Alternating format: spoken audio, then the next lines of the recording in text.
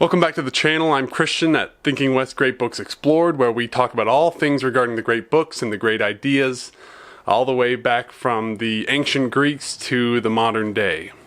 Now today we're going to be talking about a little bit of a broader subject, namely what are classic books. So, spoiler alert, there's really no single definition of what a classic book is. This can be subjective to each particular person, but I think there are a few things we can establish about what parameters we're going to be talking about to define, to make a useful definition of a classic book.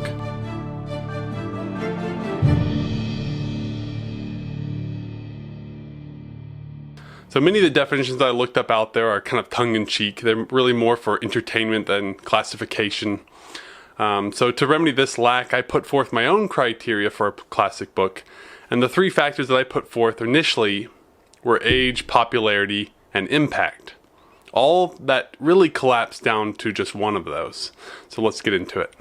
So the first thing that people might think of when they think of a classic book is, well, it's got to be old, right? I mean, it's got to look something like this and be older than yourself.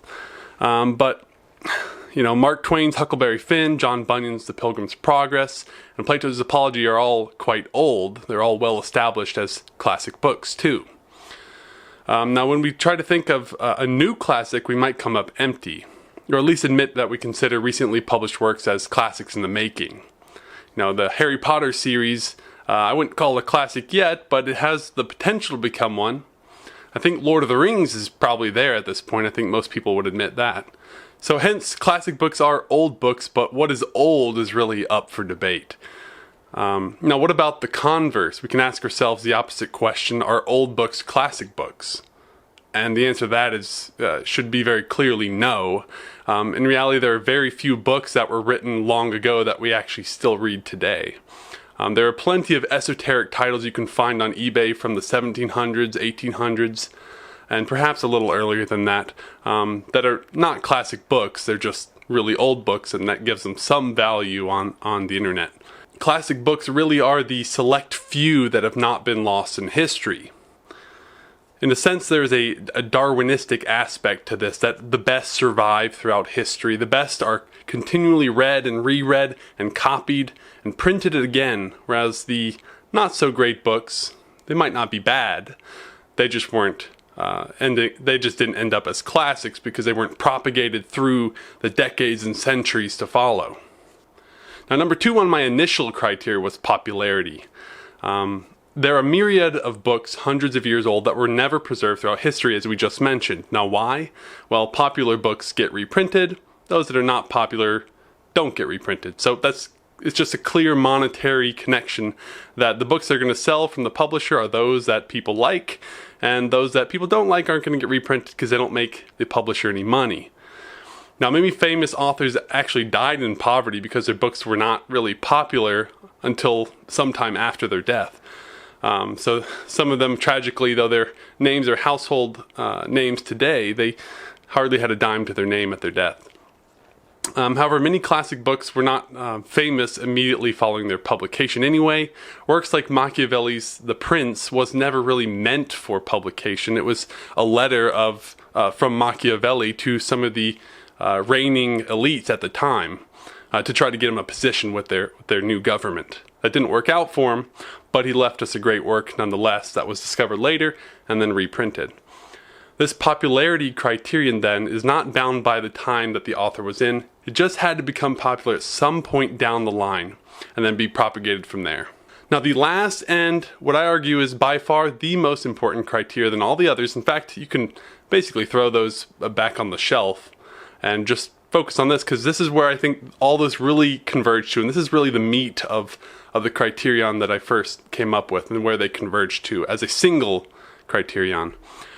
Age and popularity for criteria might seem somewhat superficial, and you'd be right in kind of thinking that, I believe. For who really cares how old a book is or how widely read a book was for a certain time period, so long as it's a really good book, right? We might all find that hidden gem that no one else has really seen out there and say, wow, this is an amazing book, it should be a classic, but no one really knows about it, or it's actually just not very old, so people don't think of it as a classic. So we might ask ourselves, isn't a newer, obscure work of genius worth reading as much as an older, more popular work? The answer is maybe so. But whether a book is a classic or not is not necessarily the same question as whether a particular book is beyond a certain threshold of ingenuity, or masterful wordsmithing, or whether it has some deep insights to be valued. A random self-published book, perhaps an ebook, may well surpass Shakespeare in the command of the English language, but it's a book's interaction with the public that really makes it a classic. So a great book in a vacuum is cool. It's great to discover that if you're the lucky person to discover it, but a classic book is really formed by a book's interaction with the public, and with a wide swath of that public. That's where that popularity criterion kind of came up in my mind initially. So I argue that age and popularity are criteria only because they increase a book's impact. This is the overall characteristic that I think defines a classic book. My definition of a classic book is very simple. A classic book is one that has had a very significant impact on the world. All right, it's a little subjective because what's very impactful? That's another subjective term, just like classic book is subjective in itself, and I admit that.